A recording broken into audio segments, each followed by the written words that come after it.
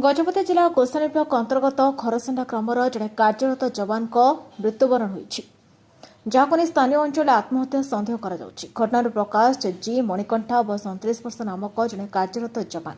गत किछुदिन है छुट्टी आसी निज ग्राम रही तेज गतकाली सन्ध्या समय कुडुडा ग्रामांचल जंगल में अचेत अवस्था स्थानीय परिवार लोकों द्वारा उद्धार होता तुरंत पारलाखेमुड़ी स्थित जिला मुख्य चिकित्सालय को चिकित्सा निमंते नहीं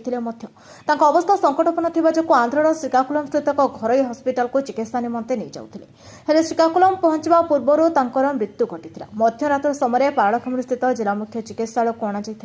खबर पाई गुरांडी पुलिस पहुंची शव को जबत करने पर आज शव व्यवच्छेद कर मृतकों परिवारवर्ग को हस्तांतर कर जमापड़ी गुरांडी थाना 7/26 एक अपमृत्यु मामला रुजु कर अधिक तदंत जारी रही थाना अधिकारी अश्विनी कुमार भितरिया सूचना प्रदान करते तेज जवान जनक कौन विषाक्त पदार्थ खाई आलोचना होता बेले शव व्यवच्छेद रिपोर्ट आसवा पर मृत्युर प्रकृत कारण जमापड़ गुरांडी थाना सूत्र प्रकाश शहीद जवान को अंतिम विदाय देवाई खरसंडा ग्राम जनसमुद्र पलटि जाता ग्रामांचल आखपाख अंचल हजार हजार लोकों समेत पूर्वतन सेना कर्मचारी वृंद जोगद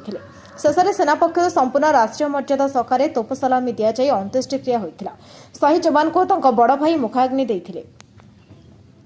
शहीद परिवार एकमात्र रोजगारक्षम व्यक्ति होता बेले एकमात्र कुनी शिशुकन्या धर्मपत्नी रही अंपक्षे शहीद जवान अंत्येष्टिक्रिया जिला प्रशासन किंबा पुलिस प्रशासन उपस्थिति देखा मिल न गजपति जिलार भास्कर सिंह रिपोर्ट न्यायवती टीवी।